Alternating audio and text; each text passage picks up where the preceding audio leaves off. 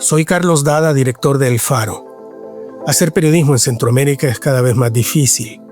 Trabajamos bajo acosos, amenazas y detenciones arbitrarias por parte de regímenes que necesitan ocultar su corrupción, sus abusos de poder y sus pactos mafiosos. Informarte con El Faro es gratis. Hacer El Faro no. Demanda muchos recursos. Si nuestro trabajo te parece importante, ayúdanos a seguirlo haciendo. Unite como suscriptor en nuestro programa de excavación ciudadana. Ingresa a apoya.elfaro.net. Gracias.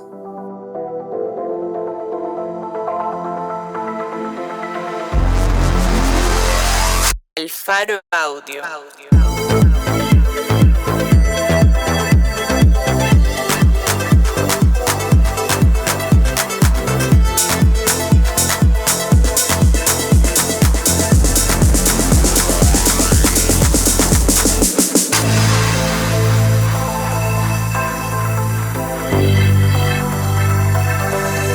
Soy Oscar Martínez, jefe de redacción del Faro.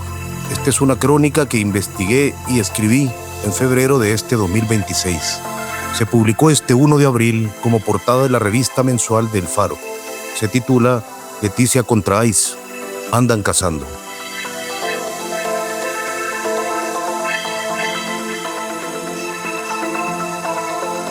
...16 de febrero de 2026, noche. En la carretera de regreso al búnker, paralela al río Mississippi y las vías del tren, a Leticia Casildo le suena el teléfono móvil. Hoy en la mañana, pregunta. ¿Sabes a cuánta gente? Pregunta. Así estamos, todos los días, hermana. Hay que ser astutos, andan cazando. Dice y vuelve a perder la vista por la ventana de la camioneta. ¿Qué pasó? Pregunto.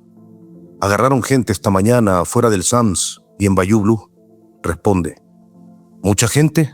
Pregunto. Nadie sabe. Cazan de uno en uno. Responde. No pregunto más. Es mi última noche en Nueva Orleans y para este momento ese tipo de llamadas a Leticia Casildo eran habituales y apenas escandalosas ante lo que había visto dentro de las casas a las que ella me llevó. Se los llevan de uno a uno. Un padre, un hijo, una madre, un tío. En silencio, seguimos hacia el búnker. 11 de febrero de 2026. Mediodía.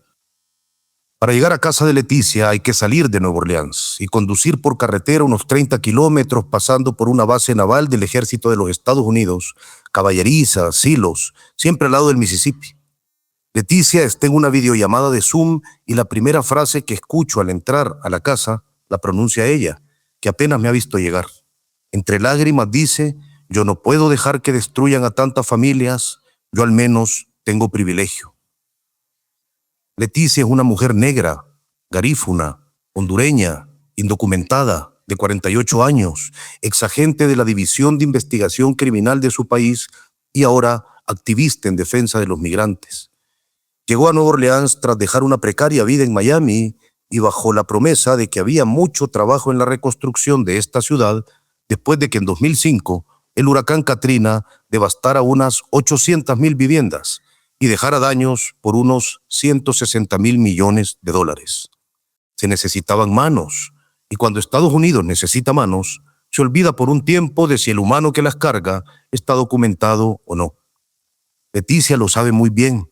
Ha trabajado en cocinas, lavanderías, hoteles, echando tortillas. $30 al día por convertir en tortillas 100 libras de harina de maíz, dice. Junto a Mario, su esposo, trabajaron en demolición y reparaciones tras el huracán. Ganaban mejor que en Miami, pero el trabajo era pesado. Encontraron varios cadáveres, los reportaron a las autoridades, luego siguieron sacando escombros, refrigeradoras que olían como cadáveres. En el Crescent Park, donde los locales trotan por las tardes a orillas del Mississippi, hay una escultura dedicada a los trabajadores latinoamericanos que ayudaron a reconstruir la ciudad. O sea, dedicada a gente como Mario y Leticia.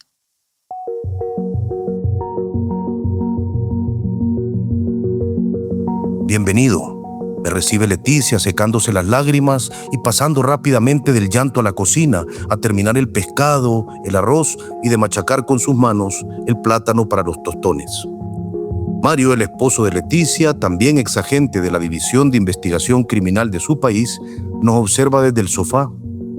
Gael, de 3 años, frágil y trigueño, juega con un carrito en el piso. Esdras, de 12 años, garífuna y negro como Leticia, se sienta en una esquina frente a un tablero de ajedrez a la espera de un rival. Ninguno es hijo de ellos. Están aquí porque sus padres ya no están aquí. Bueno, bienvenido, dice Leticia. A esto le llamamos el búnker. El búnker es una casa rodante pero sin ruedas, asentada por pilotes en la tierra. Los migrantes latinos las conocen como trailas y son una opción de vivienda que permite ser propietario de la traila, que no del suelo estadounidense donde descansa. Por unos $5,000 a $15,000 se puede comprar una traila de entre 2 y 4 habitaciones, dependiendo del estado en que esté, porque algunas trailas parecen hamburguesas aplastadas. Moverlas de un lugar a otro cuesta unos $8,000, pero después esa inversión compensa, porque por el pedazo de tierra, allá entre el río y el acero de las vías, se pagan unos $400 al mes, un precio por el que en el centro de Nueva Orleans no se conseguiría ni la mitad de un sótano. El búnker es una bonita traila de 4 habitaciones, larga y bien remodelada por Mario. Es acogedor el búnker, y le llaman búnker porque lo es. Es un lugar de resguardo. Lo sabré después. Leticia, que mientras aplasta el plátano dice que lo único bueno que le dejó la policía de Honduras es a su marido Mario, cuenta que huyeron de su país para salvar la vida. Él dice y señala a Mario con la boca, tuvo varios atentados porque era jefe de investigación en Trujillo. Entrar en la enredadera de la corrupción de la policía de Honduras implicaría cientos de páginas y el reporte se quedaría escueto, pero aporta luces decir que por aquellos años, a finales del siglo pasado y principios de este, antes de que Leticia y Mario huyeran a Miami, Juan Carlos, el Tigre Bonilla, ya era una prominente jefatura de la corporación.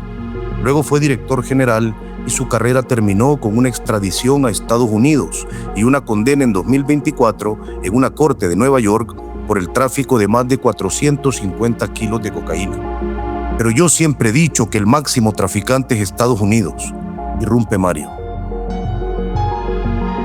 Intentaron migrar a finales de 2001 con sus 2 hijos tiernos, pero los asaltaron en Chiapas y Mario decidió que Leticia y los niños se entregaran a migración para él poder avanzar más rápido y sin exponerlos. Leticia lo alcanzó sola un año después. La niña y el niño nacidos en Honduras se quedaron allá. Esa herida, que duró abierta, que aún no sana a pesar de que ambos niños ya son adultos que viven en Nueva Orleans, atormenta a Leticia. Cree que en aquellos años donde sus hijos se criaron con otras personas, algo se rompió. Cree que los hijos que quedaron en Honduras y que según ella pasaron momentos muy difíciles, nunca la han perdonado del todo. Cree que en parte ella hace lo que hace para que ese abandono no le ocurra a otros niños. Yo todavía no lo supero. Fueron 8 años trabajando como burros aquí para apenas poder sobrevivir nosotros y mantenerlos a ellos allá. Es lo que nos roba el sistema, nos roba tanto la vida, dice. Cuando habla de esto, siempre llora. En ese momento, recuerdo la primera frase que le escuché pronunciar hace apenas un rato. Yo, al menos, tengo privilegio, y aún no se me ocurre cuál. Suena el teléfono de Leticia, contesta. Me voltea a ver y dice, agarraron a otro muchacho con visa juvenil en Kenner. Y entonces, por primera vez de boca de ella, escucho el nombre del miedo. Como quien pregunta por un secuestrador, Leticia dice, y andaban de civil, con capuchas, en carros particulares como siempre. No les importó que tuviera visa. A trabajar iba el muchacho. Así son los de ICE, ¿qué le vamos a hacer? Y luego da consejos de cómo intentar vencer la burocracia en miedo de tiempos de odio y persecución. ICE, el Servicio de Inmigración y Control de Aduanas de Estados Unidos, el cuco de los migrantes que desde el regreso de Donald Trump al poder en enero de 2025 se ha convertido en la punta de lanza de una cacería de la que este país no tenía memoria reciente. Una cacería diseñada para aterrorizar, ser pública y ocurrir ante las cámaras, para dejar claro el mensaje, no los queremos aquí. O, a los que necesitamos, los queremos asustados, ocultos, silenciosos. Ante la caída de la migración indocumentada en la frontera, debido al aumento de precios de los coyotes y el terror impuesto por la actual administración, Trump ha desplegado a los agentes de ICE en ciudades y pueblos a atrapar a migrantes donde sea que estén, sin importar que no hayan cometido ni una infracción para ser detenidos, que estén dentro de su trabajo o en sus casas. Aquí no se persigue al delincuente ni al infractor, se persigue al que parece migrante. Así de sencillo, así de racista. Trump prometió la campaña de deportación más masiva de la historia de su país. Y si los migrantes no vienen a la frontera, sus agentes llegan a sus puertas. Ya ha habido muertos en los operativos de ICE, migrantes muertos y estadounidenses muertos, que protestaban contra esos operativos y cuyas muertes coparon la agenda informativa. Ya es historia consumada. El mensaje de odio dejó de ser mensaje y es política gubernamental prioritaria.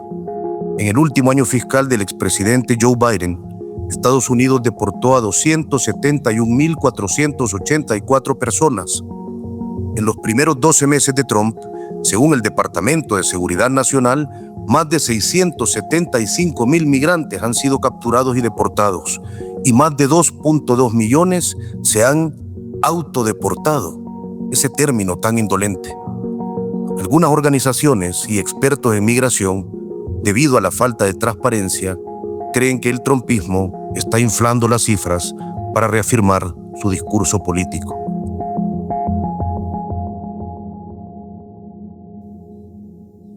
Los operativos vienen con nombres rimbombantes. Midway Blitz, bombardeo en el Midway, en Chicago. Metro Surge, oleada metropolitana, en Minnesota. Charlotte's Web, la telaraña de Charlotte, en la ciudad con ese nombre. Aquí en el estado de Luisiana se llamó Catahoula Crunch y ocurrió en diciembre de 2025 cuando unos 200 agentes de ICE llegaron a ciudades como Nueva Orleans a cercar barrios completos bajo la promesa de arrestar a 5.000 migrantes y sacarlos del país. Catahoula es una raza de perros de esta zona que eran usados para la caza y el pastoreo. Y crunch significa eso a lo que suena, crujir, aplastar. No llegué hasta el búnker de Leticia buscando un operativo. Ese ya pasó y fue cubierto por diversos medios.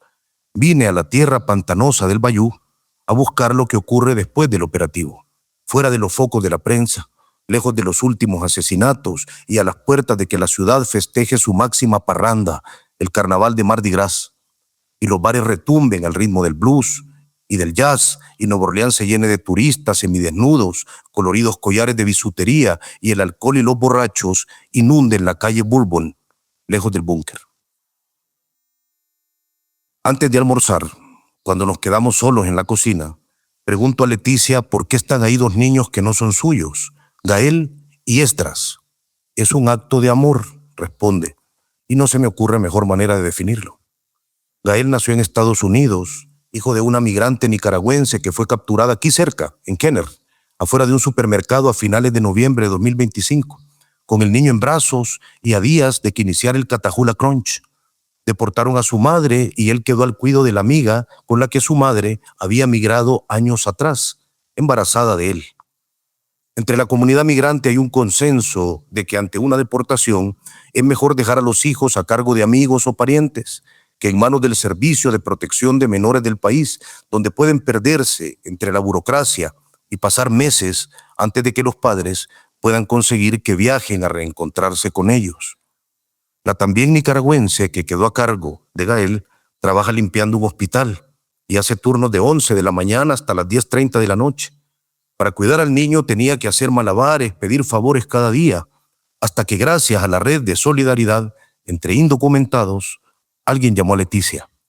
Ella les envió una caja de alimentos, leche y pañales, hasta que un día la madre sustituta pidió a Leticia cuidar al niño.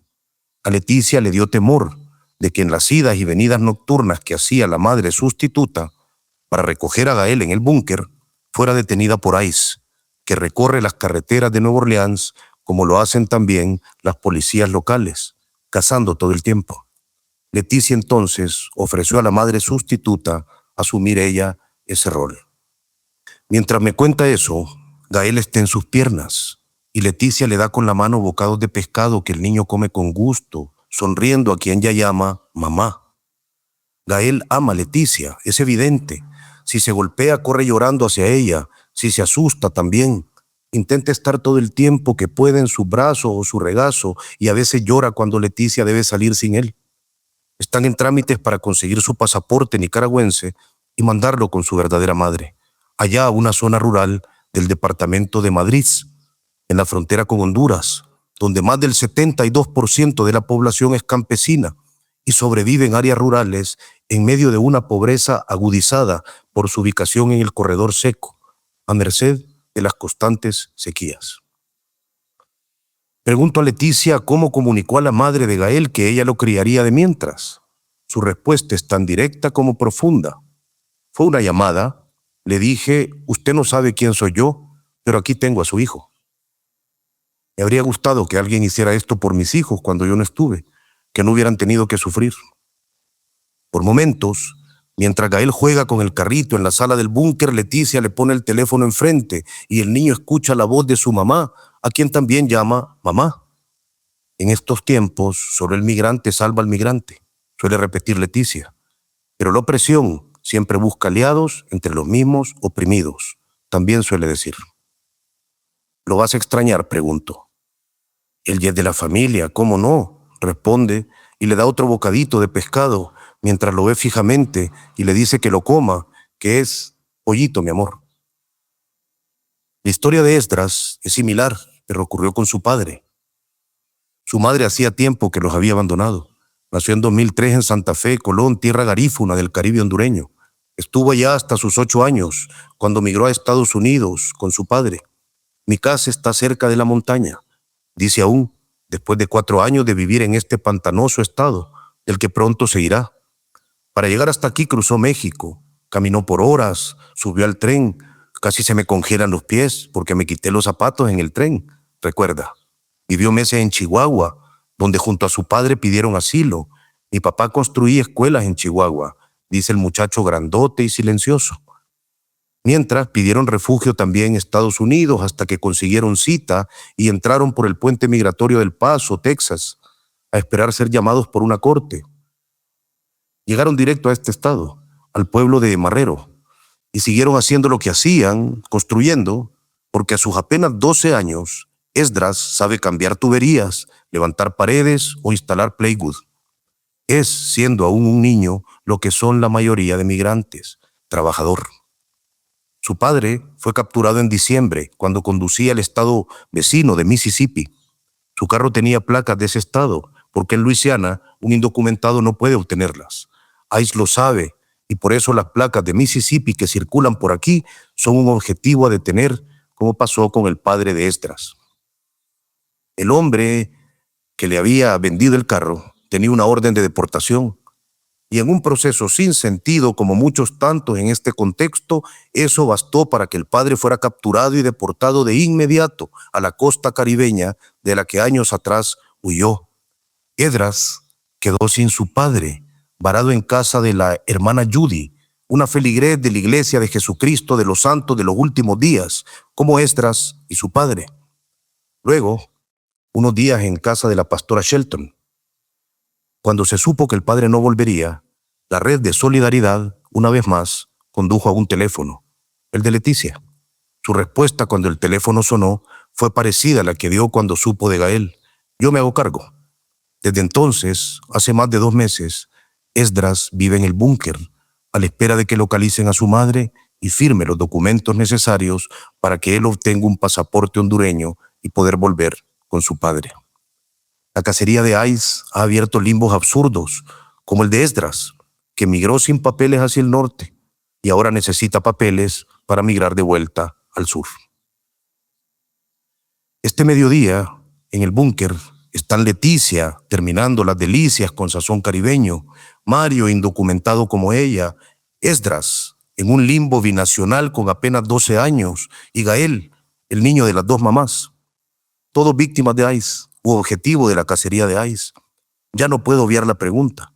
¿Cuál es ese privilegio tuyo del que hablas? Y Leticia contesta con una respuesta que difícilmente volveré a escuchar. Ser negra. La gente asume que nací en Estados Unidos. No lo creen de Mario, por ejemplo. Pero no tenés nada, ni un papel, ni licencia. Tengo la licencia que Dios me da.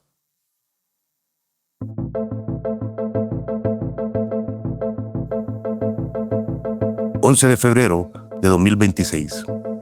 después del almuerzo. Con la panza llena, viajamos en la camioneta hacia un barrio de Nueva Orleans. Va toda la familia, ella, él y los hijos que son como de ella y de él. Leticia quiere presentarme a Olga, migrante hondureña. Olga abre la puerta y nos recibe como familia porque Leticia es como si lo fuera. Si uno va al lado de Leticia, las puertas de quienes temen se abren. Olga mueve sillas, ofrece bebidas, silencia el programa de televisión que veía. Olga se siente en la silla más incómoda y, tras presentarme y pedirle conversar, responde: pregunte lo que usted quiera. Olga, 45 años, y su exmarido Héctor, 42, llegaron hace casi 2 décadas a Estados Unidos y aún son indocumentados. El viaje incluyó apiñarse con 150 personas en un tráiler, con un solo balde de pintura para mear. 2 días sin agua ni comida, asfixia, desnudez. Resistieron, llegaron, tuvieron 2 hijos aquí, trajeron a su hija mayor desde Honduras y lograron que pasara formalmente por la frontera, solicitando asilo. Ella es residente. Padres indocumentados, hijos documentados, una brecha que ICE ha sabido utilizar en su cacería. Aún separados, Olga y Héctor mantenían comunicación constante y compartían los gastos de crianza. El 27 de enero, Héctor regresaba de atender un problema con una de las trailas que alquila. Se percató de que lo seguían un par de carros. Llamó a su hijo y le dijo lo que pasaba, temiendo lo peor. Llegó a su casa, parqueó y bajó con las manos en alto. Hay video de eso. En el video, 5 agentes de ICE someten en el suelo a un hombre que no se opone. Lo levantan esposado y él sigue sin oponerse. Olga contrató a un abogado de migración que, tras revisar el caso, concluyó que sería muy difícil conseguir algo. Semanas después de su captura, Héctor la llamó desde el centro de detención y le dijo 2 cosas.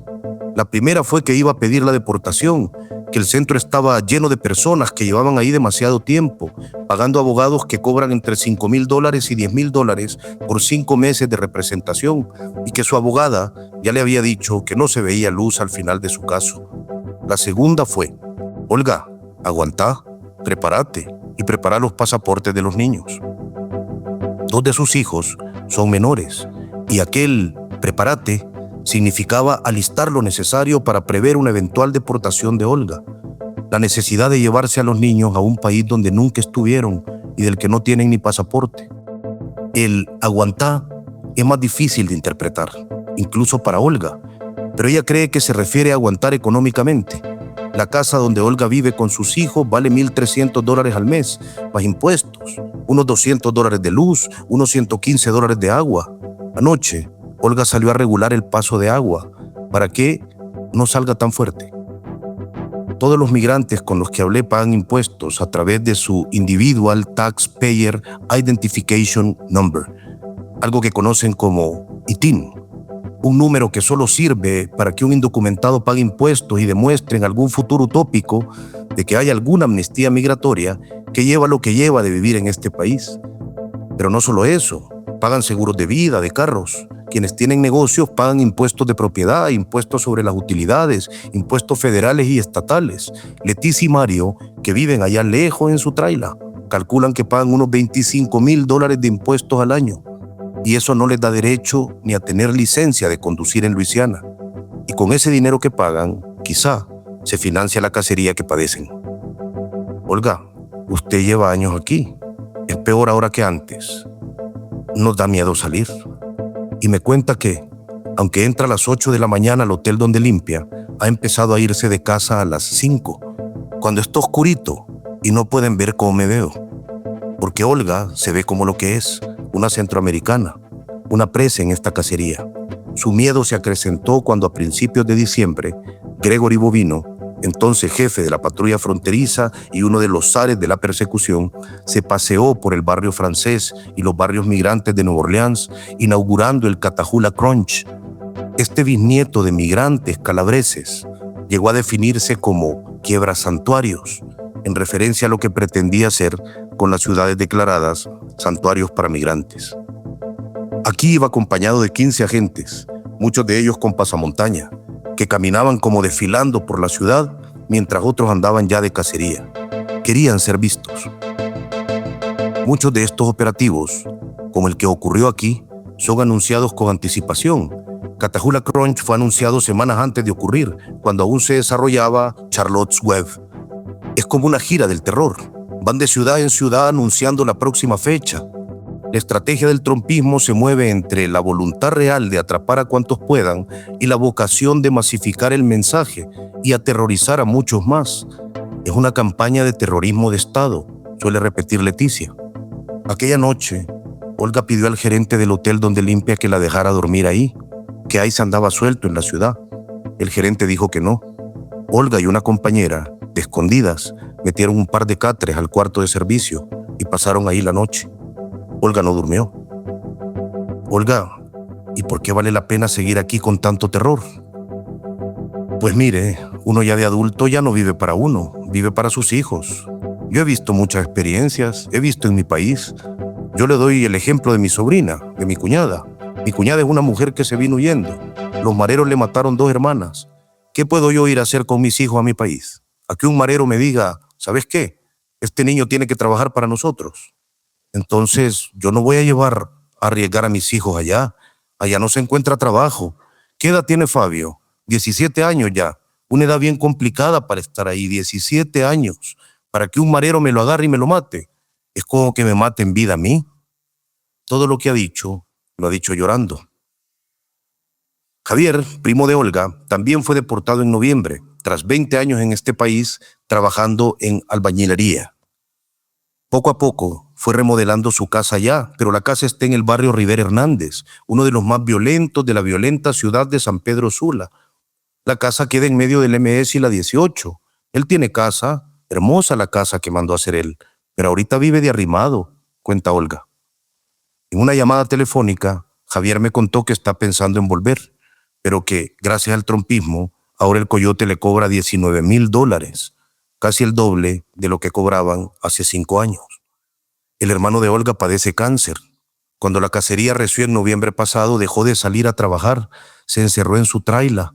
Recién salió de nuevo la semana pasada, pero eso implica que la hija de Olga, que sí es residente, lo pase a traer de madrugada, como hace con otras amigas de Olga, y lleve a todo mundo al trabajo antes de que salga el sol, y ellos queden expuestos a su luz, y Ice pueda ver cómo se ven.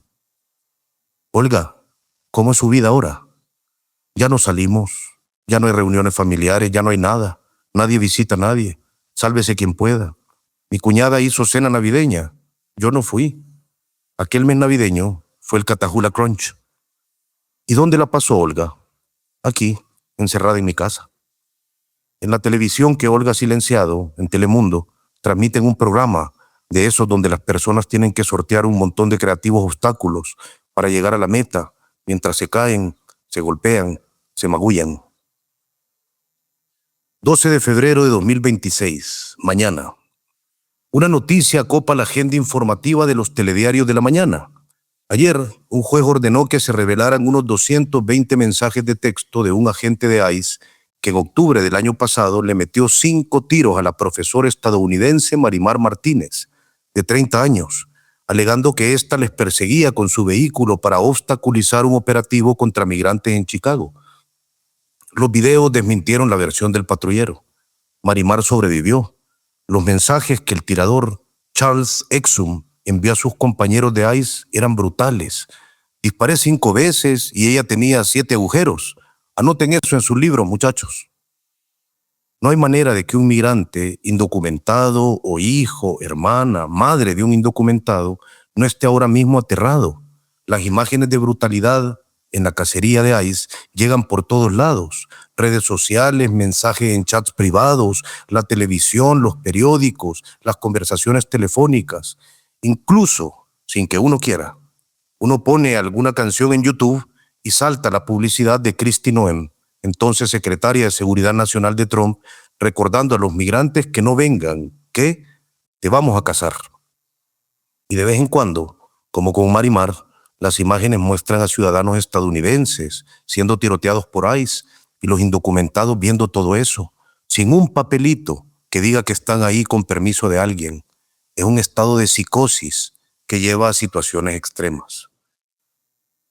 Llego a Familias Unidas en Acción, una ONG que Mario y Leticia fundaron en 2018 y que da asesoría legal, educación sobre los derechos de los migrantes, campañas de diversa naturaleza, programas de repartición de alimentos a quienes no pueden salir de casa a trabajar debido al terror campante en la actualidad. Actualmente, Leticia es asesora de la organización. Afuera hay un carro. Dentro del carro, un hombre y 2 niños. Junto a mí, el fotógrafo catalán Edu Ponces.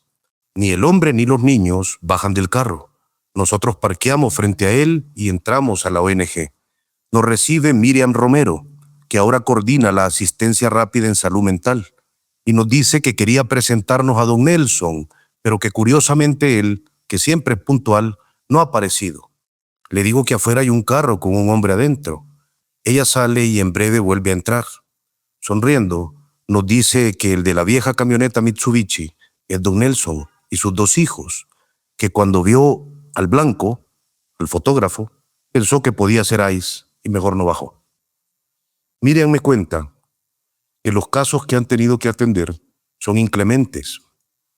Con su red de 150 voluntarios reparten comida a gente que ha instalado cámaras en las trailas de las que no salen y que cuando les dejan comida, les llaman para que vean que afuera no está nadie, solo la comida, y abran la puerta y la agarren rápido como quien temiera un virus que flota por la ciudad. Y que han visto familias que por no poder buscar trabajo debido a la cacería, han tenido que juntarse hasta 3 familias en una sola traila o quedarse a dormir en los restaurantes donde trabajan por semanas sin ver a sus hijos. El hondureño don Nelson cruzó en septiembre de 2023. Venía con sus 2 hijos y la madre de ellos. Ahora el niño tiene 5 y la niña 3, lo que quiere decir que don Nelson y su pareja viajaron con un hijo de brazos y la otra por nacer. En Estados Unidos, la madre dejó a la familia por otra pareja y apenas saben seguirle la pista de dónde está ahora mismo. Don Nelson, que alquila un cuarto de una traila, que implica pasar por otro cuarto para llegar hasta su cama, se quedó solo con los 2 niños, dejándolos cada día al cuidado de una señora por $50, trabajando de construir barcos hasta que un hierro rompió el tensor y le arrancó parte de un dedo de la mano derecha, dejándole también lesiones en el brazo que apenas puede levantar. La compañía le pagó una indemnización y con eso ha sobrevivido, y con eso, con lo que le queda de eso, va a financiar su retorno a Honduras en una semana. Eso es a lo que los trumpistas llaman autodeportación, y que parece un absurdo hasta que no lo es. Él, que huyó de la miseria del salario de sastre y de mototaxista en San Pedro Sula, Honduras. Él, que decidió finalmente emigrar cuando los pandilleros le impusieron extorsión en el barrio El Porvenir, ahora ocupará los $, que le quedan para comprar 3 boletos de avión y volver. ¿Por qué, don Nelson? Yo he mirado por las redes sociales y aunque no son familias de uno ni nada, me toca hasta el lagrimeo. He visto por la tele cosas feas, cómo los agarran, cómo los tratan. No les dan chance ni de ir a traer a sus familiares. Imagine que hasta ciudadanos de Estados Unidos que por defendernos a nosotros también perdieron su vida. Entonces prefiero irme con ellos y volteé a ver a sus niños que lo abrazan, que no volverlos a ver. No tengo un familiar que se encargue de ellos. Don Nelson, y antes del Catahoula Crunch salían. Me iba a pie para que ellos fueran más tranquilos con su pelotilla. Íbamos al puerto a ver los barcos con ellos. Con todo el derecho que le asiste de volver a su país, para no arriesgarse a que le quiten a sus hijos, la decisión de don Nelson es el éxito de la campaña de terror de Trump. Un hombre que huyó y cruzó más de 5,000 kilómetros para llegar hasta aquí, que trabajó sin descanso hasta que el trabajo le partió el cuerpo, que aún no ha visto a nadie cercano ser arrestado por ICE, decide volver ante la saturación de imágenes que le recuerda cada día desde el teléfono y la televisión que vienen por él y solo por él, no por ellos, que vienen a separarlo de ellos. Y se va, mejor se va, y se lo lleva. Tocan la puerta, Miriam abre y atiende a una hondureña que llega a pedir ayuda con los trámites para sacar los pasaportes hondureños de sus 3 hijos y dejar todo listo por si la cacería de ICE la alcanza. Va a salir a buscar trabajo. Desde noviembre no trabaja por temor a las redadas. No he salido de casa, dice. Ya es hora de arriesgarse.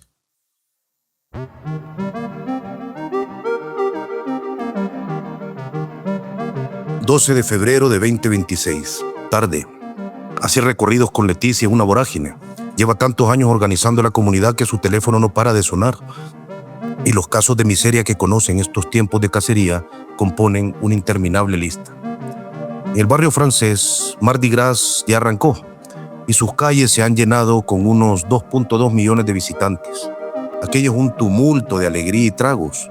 Pero nosotros vamos a otro lado, al lado gris, a Clearview, un barrio obrero de la ciudad. En el camino, Leticia habla con una migrante que está organizándose para escoltar a las caravanas coloridas del Mardi Gras, no como parte de la fiesta, sino como miembro del convoy de centroamericanos migrantes que irán recogiendo la basura que dejaron los que gozan. Leticia pone el altavoz y le pregunta si no tienen miedo de que ICE los arreste. No, si hasta nos cuida la policía, porque si no recogiéramos la basura esta ciudad sería un basurero. No te piden ni un papel ni nada, solo anotarte en una lista. Te anoto, responde su amiga. Es paradójico.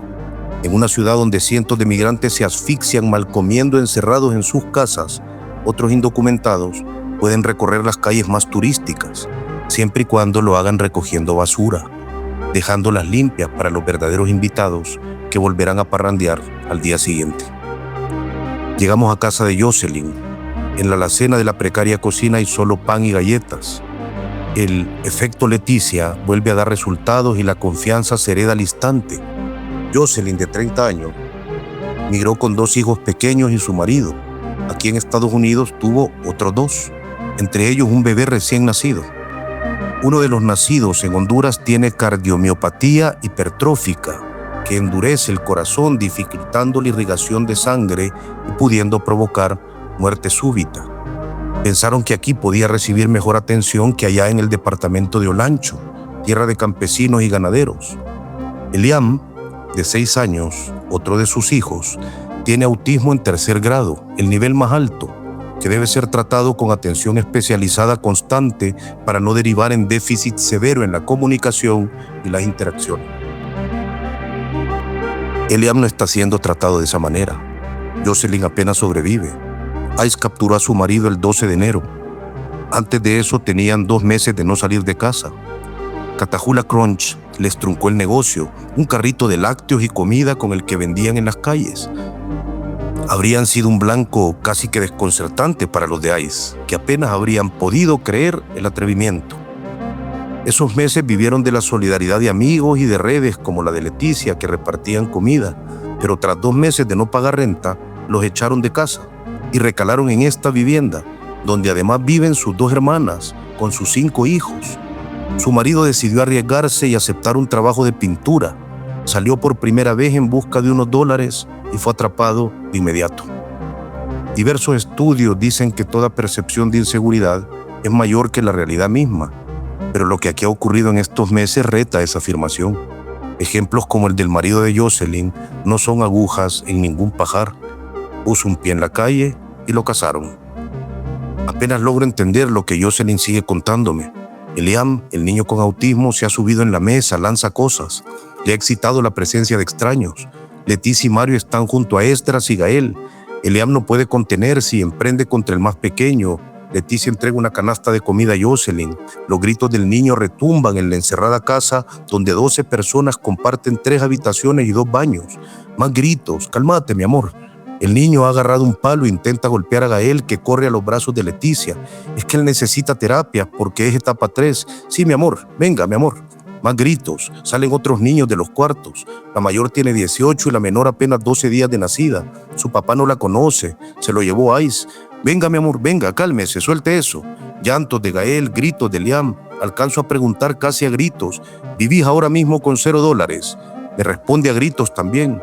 Cero, nada. Ayer no teníamos nada que comer, así nos acostamos. Venga, mi amor, ya tenemos un mes de no pagar renta, el señor nos quiere echar.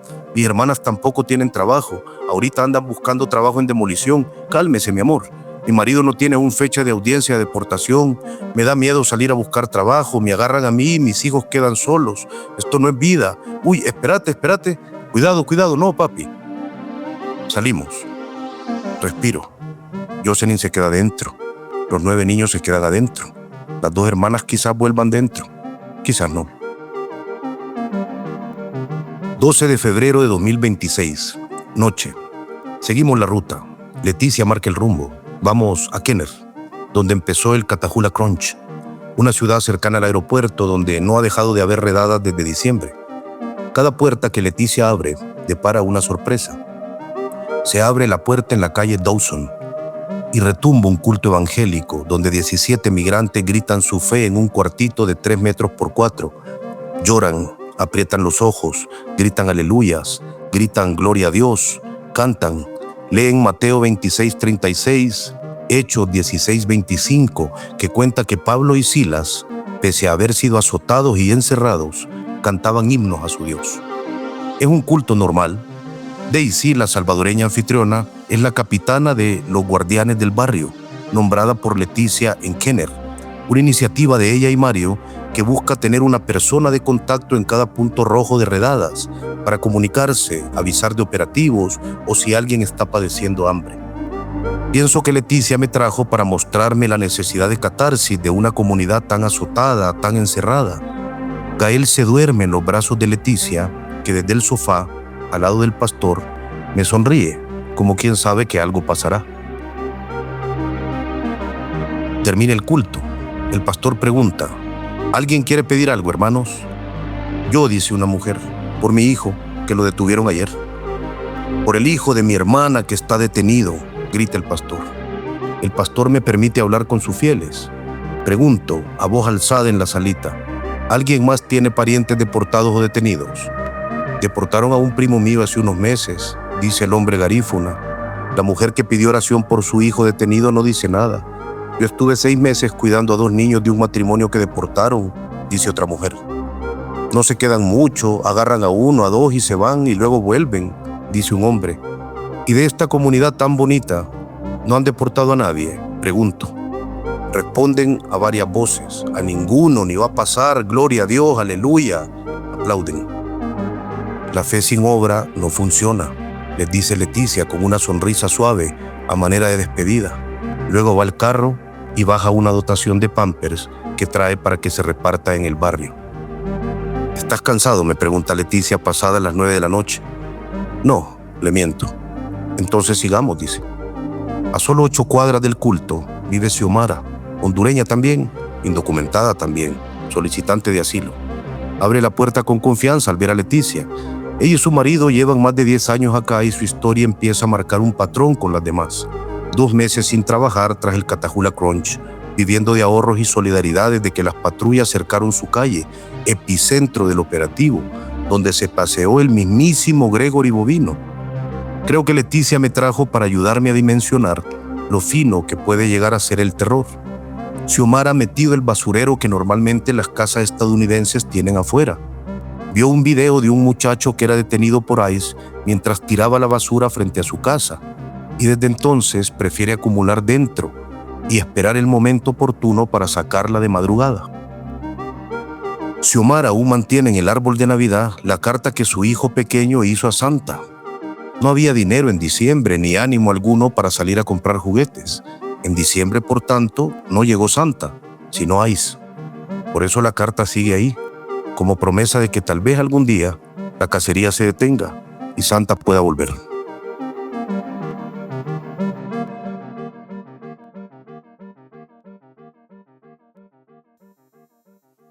...13 de febrero de 2026, mañana.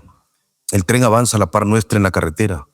Acabamos de salir del búnker y vamos a dejar a Esdras y Gael en una casa de una familia amiga de Leticia y Mario para seguir nuestro recorrido y tocar otras puertas de quienes padecen la campaña de terror de ICE.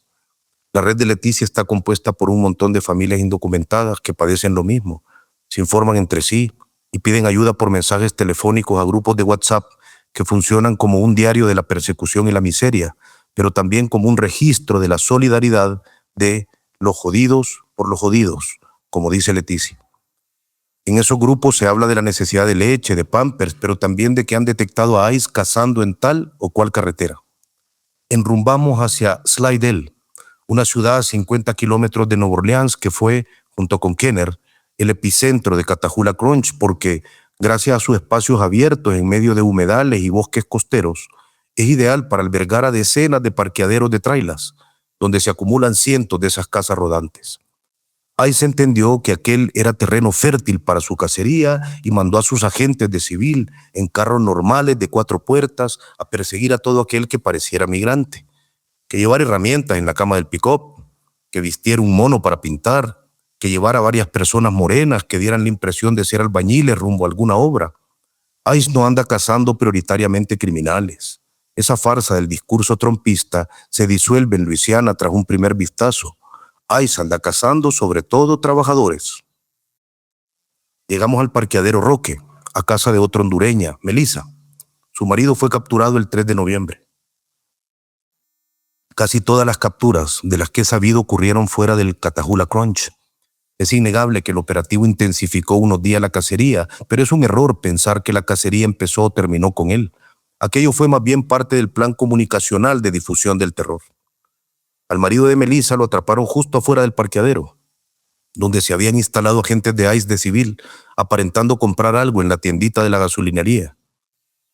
Llegaron hace 6 años, con Melissa embarazada.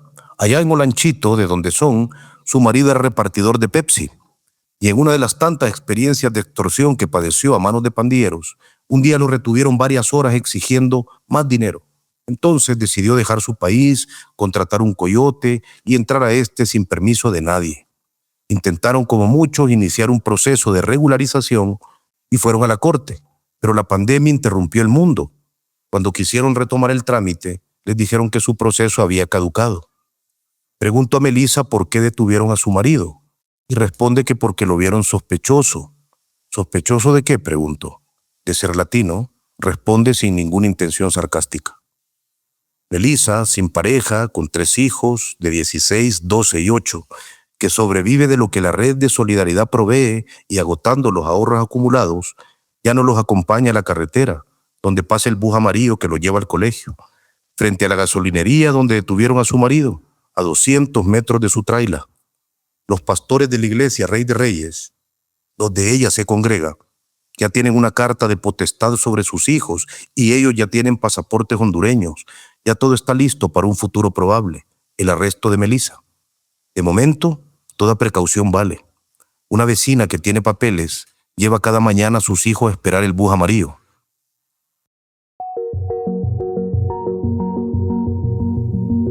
La solidaridad, dice Melissa. Los jodidos por los jodidos, repite Leticia. Y entonces salimos hacia el otro parqueadero, donde la red de solidaridad se revelaría por completo. A unos pocos minutos está el parqueadero Tanami, más grande aún que el anterior, con unas 150 trailers. Nos recibe una migrante centroamericana que lleva aquí desde que pasó el huracán Katrina. Es la capitana designada por Leticia en este parqueadero, pero prefiere que su nombre no aparezca. El terror en Slidell ha calado hondo, tanto que incluso han implementado un sistema. Por las mañanas, a eso de las 4, antes de que salga el sol, algunos migrantes que tienen residencia salen a patrullar, como dice la capitana. Dan vueltas por las carreteras, por los caminos que conectan con el centro de Slidell o la salida hacia Nueva Orleans. Si no ven carros sospechosos aparcados, si no ven carros que vayan y vuelvan dando rondines, escriben limpio en el chat, para que los demás indocumentados se apuren a salir hacia sus trabajos. Si en cambio ven alguna de esas señales, solo ponen en el chat el icono de un hielo, ICE. Entonces nadie sale del parqueadero, así pierdan sus trabajos. Además, han instalado cámaras afuera del parqueadero para monitorear si ICE acecha y cuentan con la solidaridad de algunos migrantes árabes e hindúes que les avisan cuando carros sospechosos pasan frente a sus negocios. Es como una red clandestina de vigilancia y comunicación que sirve para algo poco clandestino, trabajar. Y ese es solo el grupo de este parqueadero, porque tenemos grupos más grandes con otros parqueaderos, dice la capitana. Aún así, Ais ha logrado cazar a muchos. La capitana sale de su traila y empieza a señalar que si aquella mujer de la traila gris es madre de una niña con discapacidad auditiva y lleva meses sin salir porque es madre soltera, y si la deportan la niña quedaría abandonada. La señora quedó traumada de cuando la detuvieron los policías del sheriff, que también ayudan en la cacería, y casi le rompen el vidrio del carro, pero ella empezó a gritar que la niña tenía problemas y la dejaron ir. Que la traila café está vacía, se llevaron al mexicano que la habitaba, y también está vacía la verdecita de más allá. Que de la traila de 2 habitaciones que está a la par de la suya, se llevaron al tío y al padre del muchacho que a sus 17 años se ha quedado solo, que come porque lo alimentan los vecinos, que ya no tiene dinero y ha salido a trabajar en construcción, pero que no le importa mucho si Ais lo agarra, porque total, ya no le queda nadie en este país. Desde noviembre se han llevado unas 25 personas solo de este parqueadero, calcula la capitana. Y luego está el señor Mendoza, que se lo llevaron a él y a su pareja, otro migrante hondureño, y dejaron a los perritos, a Chaparra, Chiqui y Capuchino. La capitana, que tiene las llaves de la traila del señor Mendoza, le llama hasta Honduras y le pide permiso para meterme en su propiedad. Los perritos macilentos saltan y ladran en el traspatio al verme entrar. Obviamente los alimentan los vecinos, los jodidos por los jodidos. A quienes no pudieron contener fue a las 43 gallinas del señor Mendoza, que quién sabe por dónde andan. Desde dentro de su traila, llamo al señor Israel Mendoza, de 49 años. Dice que llevaba 20 años en Luisiana, que era albañil, que tenía un proceso abierto de asilo y eso le daba permiso de trabajo, que eso no detuvo a los agentes de ICE que lo capturaron el 4 de noviembre en la propiedad privada donde instalaba un techo en Mississippi, a él y a su pareja. Quisiera regresar, pero el coyote está cobrando $17,000, dice desde Honduras el señor que quiere volver a su traila en Slidell. Llega un punto en el que el recorrido con Leticia es agotador. Tras cada puerta una nueva desgracia. Y entonces, cuando ya parece que la próxima historia no puede ser peor, Leticia suelta una de sus frases. Mañana vamos a ir a ver al bebé que está a punto de morirse y le deportaron al papá.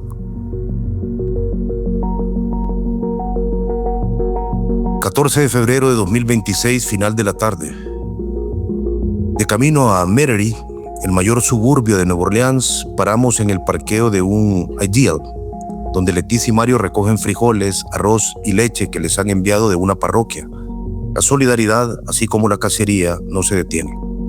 Esta mañana, Marco Rubio, secretario de Estado de Trump e hijo de migrantes cubanos, ha dicho en una conferencia en Múnich que, en la búsqueda de un mundo sin fronteras, abrimos nuestras puertas a una ola sin precedentes de migración masiva que amenaza la cohesión de nuestras sociedades, la continuidad de nuestra cultura y el futuro de nuestra gente. La migración masiva es una crisis que está transformando y desestabilizando sociedades en todo el oeste. Seguimos hacia el sureste, a Chalmette, que siglos atrás fue una de las mayores plantaciones trabajadas por esclavos en Nueva Orleans y ahora es un área espaciosa con casas grandes.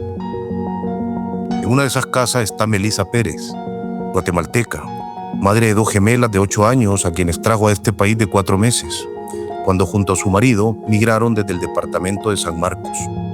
Melissa también tiene un bebé de 1 año y 3 meses. Su bebé tiene enfermedad de Pompe, una condición degenerativa que afecta a 1 de cada 100,000 niños del mundo y causa debilidad en los músculos esqueléticos, cardíacos y respiratorios. El corazón no tiene fuerza para irrigar, los pulmones apenas pueden inhalar. La probabilidad de vida en bebés es mínima. Su hijo ha sido desahuciado, pero la doctora genetista que lo atendió introdujo a Melissa con organizaciones de solidaridad con personas con Pompe. Y gracias a eso, Melissa ha logrado sostener el tratamiento de su hijo que, de otra manera, jamás habría podido costear. La enfermedad de Pompe, dice Melissa, nadie sabe cómo atenderla en Guatemala. Muchos doctores con los que habló, explica, ni sabían de ella. Y aunque supieran, los 4 medicamentos que necesita su bebé cuestan unos $1,000 semanales. Y ella no sabe si, de ser enviada a Guatemala, las organizaciones privadas estadounidenses la seguirían apoyando. Melissa se ha quedado sola. En pleno Catahoula Crunch, en diciembre pasado, en Kenner, epicentro de la cacería, capturaron a su esposo y a su hermano, a eso que ella conocía como familia. ICE los bajó del techo que reparaban en una casa. Su tío se pasó a vivir con ella en un cuartito para asumir los gastos. Lo capturaron hace unas semanas. Melissa no puede salir a trabajar. Si la casan, su bebé se queda solo, sus gemelas se quedan solas. Ahora vive en esta casa donde una migrante guatemalteca, la que conoció en Florida, le ha dado un cuarto para que vivan todos. Melissa no sabe hasta cuándo durará esa solidaridad. No tiene nada más. Los médicos me dicen que mi hijo va a morir, pero yo lo veo lleno de vida, dice Melissa. Yo lo que quiero es irme de aquí, dice en pleno llanto. Pero la vida de su hijo y su deseo de volver son incompatibles de momento. Subimos a la segunda planta a ver a su hijo. Solo puede mover los ojos vivos que tiene, como los de cualquier bebé que busca. Está en una cuna conectado a 3 máquinas. La que extrae flemas, la que mantiene su corazón bombeando, la que lo mantiene respirando.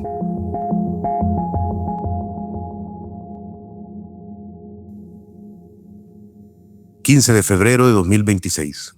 En el barrio francés de Nueva Orleans, los turistas y locales que parrandean en la calle Bourbon o en la Frenchman caminan entre la estruendosa música que sale de todas partes y compite en decibeles. Mardi Gras está a tope. Como cada año, entre todos ellos dejarán tiradas más de 1,000 toneladas de basura, principalmente en collares de plástico que hombres y mujeres lanzan desde los balcones de estilo colonial criollo a quienes enseñen las nalgas o los pechos. Al final de la calle, 4 migrantes latinos recogen la basura, la empujan con escobas, la meten en un cubo, la apretujan. No cabe más basura, el cubo está lleno. 26 de marzo de 2026. Hoy, Leticia entregó a Gael a la mujer nicaragüense que lo llevará mañana a su país, a reunirse con su madre al pie de las montañas del departamento de Madrid. Leticia ha llorado buena parte del día. Lo entregó hoy para evitar que mañana que vuela, Gael haga un escándalo en el aeropuerto ante la separación. O sea, para hacer lo que ha hecho todo este tiempo, hacer a Gael la vida menos difícil, más feliz, protegerlo de esta cacería. Le escribo, le pregunto cómo está. Responde: tengo sentimientos encontrados, pero créeme que estoy muy feliz porque finalmente mi muchachito estará en los brazos de la madre que lo parió, de donde jamás debió haber sido separado. Maru y yo nos quedamos con el amor más puro y sincero que hemos recibido en estos últimos tiempos. Ya lo extraño. Así como mi tristeza, es grande también mi felicidad, porque tengo un hijo que nació de mi corazón.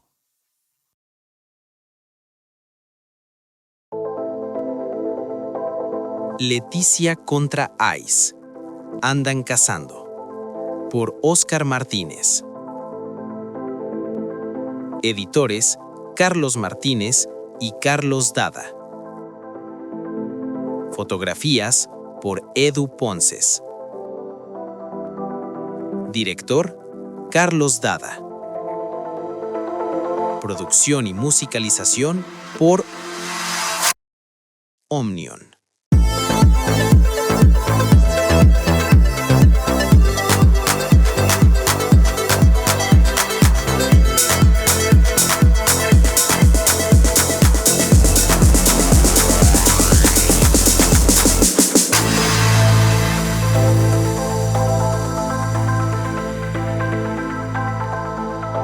El Faro Audio.